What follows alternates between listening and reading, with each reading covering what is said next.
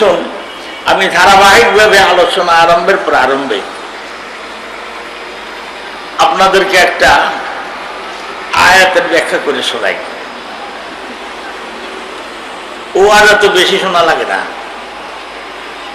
একটা ওয়াজ শুনলে আপনার জীবনের পরিবর্তন, আপনি ফাঁসেকের থেকে উলির কাতারে চলে যাবেন।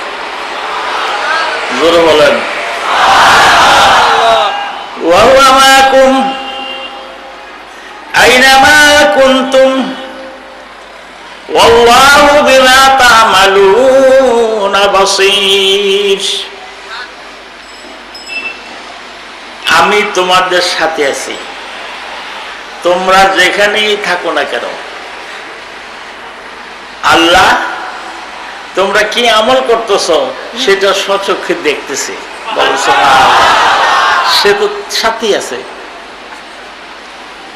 আসেন এই কথাটা একটা এক্সাম্পলের মাধ্যমে দৃষ্টান্ত সহকারে আপনাদেরকে বুঝাইয়ে আমি সূরা ফিলের তাফসীরে চলে যাব ইনশাআল্লাহ। জোরে বলেন ইনশাআল্লাহ। আফগানিস্তানের রাজধানী কাবুল, এই যুগ যুগ ধরে সেই দেশে যেই সিংহাসনে বসে রাজধানী তার বাড়ির কাছে নিয়ে যায়। তো ওনাকে সুলতান মাহমুদ গজনবী কয়, যেহেতু তখন আফগানিস্তানের রাজধানী ছিল গজনব শহর, আর সুলতান মাহমুদ ছিলেন সেই দেশের বাদশাহ। এমন পরাক্রমশীল প্রতাপশালী বাদশাহ যে আমাদের এই ভারতবর্ষকে সে 17 বার আক্রমণ করেছিল। তার ভয়ে সারা পৃথিবী থরথর করে কাঁপত, কিন্তু তিনি খুব আল্লাহওয়ালা মানুষ ছিলেন। একদিন গভীর রাতে ওনার গোলামকে বলে, গোলামের নাম ছিল ইয়াস, ইয়াসকে বলে, ইয়াস লাইটটা আর লাঠিটা আমার হাতে দে, যে তুই যে শুই থাক। ইয়াসকে আপনি বুড়া মানুষ লাঠি নিয়ে কই যাবেন? আমি চোর ডাহাত দেখতে যাব। আমার বাহিনীর অত আছে, কেউ চোর ডাহাত পায় না, অথচ 2 জায়গার মধ্যে ডাকাতি হয়, চুরি হয়, তা আমি দেখতে যাব। আমার নেবেন না স্যার? আফগানিস্তানের একটা মানুষের যদি ঘুমের ক্ষতি হয় তাহলে আল্লাহর কাছে খোদাই ট্রাইব্যুনালে আমার বিচার হবে। বলেন সুবহানাল্লাহ। তোর তো বিচার হবে না। ও চরের মধ্যে যদি একটা কুত্তা না খায় মরে তা আমার বিচার হবে, তোর বিচার হবে না। তো ধরেন লাঠি নেন, এই যে টসও নেন, তো উনিও গল্লির মধ্যে এরকম লাইট মারে, দেখে গল্লি সাপ, নাই কোনো ডাকাত। আবার আরো গল্লির মধ্যে মারে, নাই ডাকাত। বাজার সবটা ঘুরে গল্লিতে টস মেরে মেরে দেখে ডাকাত একটাও নাই। তাই এবার তাহলে আমি একটু পাহাড়ের দিকে যাই। গেছে পাহাড়ের দিকে, যে পাহাড়ের কুচির মধ্যে লাইট মারছে, দেখে 3 জন বসে রয়েছে। অনেকে কে এখানে তোমরা? আর তারা 3 জন আপনি কে এখানে রাইতে এখানে আইসেন গা? উনি কয় এদিকে আসো। ডাকাতরা কয় এদিকে আসেন। সুলতান মাহমুদ মনে করলেন আমি যদিও সুলতান সম্রাট, ওর হইল 3 জন, আমি হইলাম একা, দূরে যদি কড়া লাগাইয়া দেয় আমারে, আমি কি করতে পারবো? বুড়া মানুষ। যাই, বেকাদা করে গেলাম। কাছে যাই দেখে 3 জন, একর জোয়ান জোয়ান 3 জন। আপনি কি খুঁজেন? আমি আপনাকে খুঁজি। কি জন্য? আমি যে ব্যবসা নামছি, এই ব্যবসা একা করা যায় না। আপনারা 3 জন যদি আমার দলে নেন তাহলে আমি আপনাদের সহযোগিতা করবো, এই ব্যবসাটা ভালোই জমবে। বসেন বসেন। বসছে দর্শক আমরা 3 জন, আপনি একজন, 4 জন। আসেন ডিউটি ভাগ করি, তা করেন। প্রথম ডাকাতের নাম হলো আব্দুল করিম। করিম ভাই আপনার ডিউটি কি? আমার ডিউটি হলো যে এবারে আমরা চুরি ডাকাতি করতে যাব, গেট তো বন্ধ, পয়লা ঘুষির ছুটে আমি একবারে গেট উড়িয়ে দিব। তারপরে ওই আমার ডিউটি শেষ, আমি আর কিছু করতে পারবো না। 2 নম্বর ডাকাতের নাম হলো আব্দুর রহমান।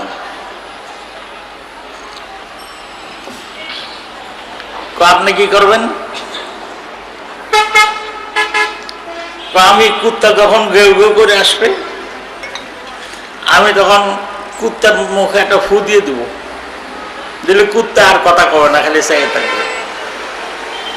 দেখছেন ডাকাইতে কিরকম বুঝুর্গ, ফু দিলে কুত্তা জবান বন্ধ। 3 নম্বর আব্দুর রহিম। আপনি কি ডিউটি করবেন? আমি একটা বিদ্যা জানি, এই ঘরের কোনখানে টাকা, কোনখানে রূপা, কোনখানে স্বর্ণ মাটির নিচে গাড়ি রাখছে, তখন তো ব্যাংক ছিল না। কয় যে আমি ওগুলি মাটির সঙ্গে বলে দিতে পারবো। আচ্ছা বুড়া বেটা আপনি কি করবেন? কয় যে যদি আপনারা ধরা ফেরে যান, তাহলে আমি আপনাদের জেলের থেকে ছুটে আনবো। সব ডাকাতে কয় এরকম একটা পার্টি হওয়া তো সাংঘাতিক ব্যাপার। আচ্ছা একটা কাজ করেন, যাতে আজকে এই 4 পালোয়ান আমরা একখানে হয়েছি, 16 ডাকাতি আর কতকাল করব? আজকের ডাকাতি সুলতান মাহমুদের বাড়িতে করব। সুলতান মাহমুদকে চলেন আর আস্তে আস্তে আইসে বাড়ির গেটে আইসেই, এটা আফগানিস্তানের প্রতাপশালী সম্রাট সুলতান মাহমুদের বাড়ি, গেট বন্ধ। একটা মোহাম্মদ আলী কেলেমার্কা একটা ঘুষি দিছে, গেটটা পড়ে গেছে আর ওনার রানা কুত্তা ঘৌ ঘৌ করে আসতেছে। ওই যে আব্দুর রহমান, এটার কথা কাটা, এটা কথা বলতেছে না। শেষে আব্দুর রহিম কয় এই ঘরে আছে পিতলা কলসির মধ্যে স্বর্ণ, এরপরে আছে রূপা, আর এই ঘরে আছে টাকা। ও বুড়া বেটা, আমরা তো বিদেশি মানুষ, আমরা তো এই দেশি লোক, একটা খন্তা আনেন। সুলতান মাহমুদ খন্তা এনে দিছে, নখ দিয়ে দেখা দেয়, গুতে গুতিয়ে টাকা উঠে আলাইছে। সুলতান মাহমুদ তাকায় দিছে, আরে আল্লাহ, আমার সামনে আমার জিনিসপত্র নিয়ে যাইতেছে, আমি আরো তাকে সাহায্য করি। এখন ওই বুড়া বেটারে কয় 3 নম্বর ব্যক্তি, 1 2 3 নম্বর ব্যক্তি কইতেছে আপনি ভয় পাইয়েন না, আমরা আপনার ক্যাম্পে নিয়ে যাব এবং সব জিনিস 4 ভাগ করে 1 ভাগ আপনাদের দেব, আপনি ভয় পাইয়েন না, আমরা ঠকাবো না। মানে ডাকাত হলো মানুষ ভালো আর কি। তা এখন রওনা হয়েছে,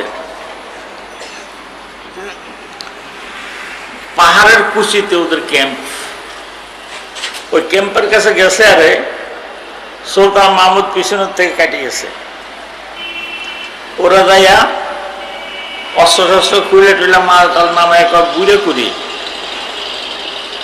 কই বোধহয় পুলিশের আনা ঘোড়া পাইয়া বুড়ে পলাই গেছে। আচ্ছা ঠিক আছে, আমরা মাল ভাগ করি, বুড়ের বাগও রেখে দিই। এদিক দিয়ে তিনি কাছে কি পুলিশ লাইনে চলে গেছে। পুলিশ লাইনে যায় এসপি সাহেব উঠে কয় তোমরা কি পাহারা দাও, বৎসর করে ডাহাই ধরবার পারো না, আমি আজ একদিন পাহারা দিয়ে তো ডাকাত 3টা ধরে হারাইছি। ডাকাত কই স্যার? ওই যে পাহাড়ের কুশির মধ্যে এখনই ডাকাতি করে আইছে, ওরা মাল টাল ভাগ করতেছে, আমি যাই। ওগুলো ধরতে পারলে 1 মাসের ডিটেনশন দিয়া 3 জনদের 3 কারাগারে রাখবা, আর যেদিন রায় হবে সেদিনকার কোর্টের হাকিম হবো আমি। আমারও তোমরা সেদিন নোটিশ দিও যে আপনার ওই 3টা হাইতে রায় হবে। সারা আফগানিস্তানে খালি মানুষের মুখে একই কথা যে আমাদের সম্রাট বুড়া মানুষ কি করে গভীরতা যায় ডাকাত ধরে হালাইব, পুলিশে করে কি আর হে ডিউটি করে উনি। আচ্ছা ভালো, এখন যেদিন 1 মাস হয়ে গেল, ডিটেনশনের মেয়াদ শেষ, এদের দিয়া সুলতান মাহমুদকে নোটিশ দিয়েছে, স্যার আজকে আপনার সেই ডাকাতি কেসের রায় হবে, আপনার আজ হাকিম হবেন, আসেন। আর ওদের দিয়ে জেলারদেরকে খবর দিছে যে 3টারে বাইর কইরা একেবারে মাথার মধ্যে দড়ি বাইন্ধা হাতে হ্যান্ডকাপ দিয়ে নিয়ে এসো। হায় রে আল্লাহ, কোর্টের মধ্যে মানুষ ধরে না। এখন ওরা 3 জন তো এক দলের, তারা কি রে বুড়ে বেটা কই একসাথে ডাকাতি করলাম, আমরা ধরা বেড়ে গেলাম 3 জন 3 জেলে, বুড়ে গেছে বুড়ি। চুপ কর, বুড়ে টের পাইছে, এই যে বুড়ে পিছনে দিয়ে চলে গেছে। এখন আব্দুল আলী কয়, আব্দুল করিম ডাকাত, হাজার জানাব এখানে খারাপ। আব্দুর রহমান ডাকাত, হাজার জানাব এখানে খারাপ। আব্দুর রহিম ডাকাত, হাজার জানাব এন দাঁড়াও। আর আরেকজন তো ডাকাত নাই, হাজির হয় নাই। এমন সময় ডাক পড়ছে, স্যার আসামি 3 জন পাওয়া গেছে, আপনি আসেন। উনি আইসা যেই এজলাসে বসছে, এখন ডাকাতের 3 জনে আসে, ওই যে বুঝে হে দেবরান হাকিম, হে না আমাদের সাথে ডাকাতি করছে। তো কয় হাকিম, কয় সুলতান মাহমুদ, কয় এই তোর নাম আব্দুল করিম না? কয় জি স্যার। ঘুষি দিয়া গেট মানুষ নাই? বাংসি স্যার। এই তোর নাম আব্দুর রহমান না? জি স্যার। কুত্তা গেউ গেউ করে আইসা তুই ফু দিয়া কুত্তা জবান মধ্যে করস নাই? জি স্যার। তোর নাম আব্দুর রহিম না? জি। তুই কস নাই যে এই ঘরে কোনখানে স্বর্ণ রূপা আছে? আমি সব সঙ্গে বলতে পারবো, আমার একটা খন্তাই না দেন। তা আমি তোর খন্তাই না দিই নেই? দিছেন স্যার। তারপরে যখন তোকে ক্যাম্পের দিকে যাব, তখন তোরা আমার ভালো আগে চলে গেছস। জি স্যার। আমি কথা দিয়েছিলাম ধরা পড়লে তোদের আমি জেলের থেকে ছুটেই আনবো। তা আজকে আমি হাকিম, এই বেলার কোর্ট আমি চালাবো।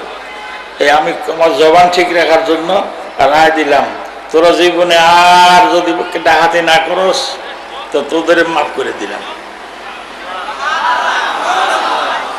ঠিক করে জিজ্ঞাসা করছে, আর ডাকাতি করবি? না স্যার। ছেড়ে দিলে কি হবে? ছেড়ে দিলে আমরা ভালো মানুষ হয়ে যাব, আর জীবনে কোনোদিন যাব না স্যার। ইসলাম তো উদার ধর্ম, আমাকে আসামিদের সাথে আপনি কি কথা বলছেন তাই আপনি পূরণ করলেন। ওয়ালামাকুম আইনামা কুনতুম ওয়াল্লাহু বিমা তা'মালুনা বাসীর। সুলতান মাহমুদ 3 ডাকাতের সাথে যেরকম ছিল প্রথম থেকে শেষ পর্যন্ত, আল্লাহ কয় ওয়া হুয়া মাকুম, আমি তোমাদের সাথে থাকি।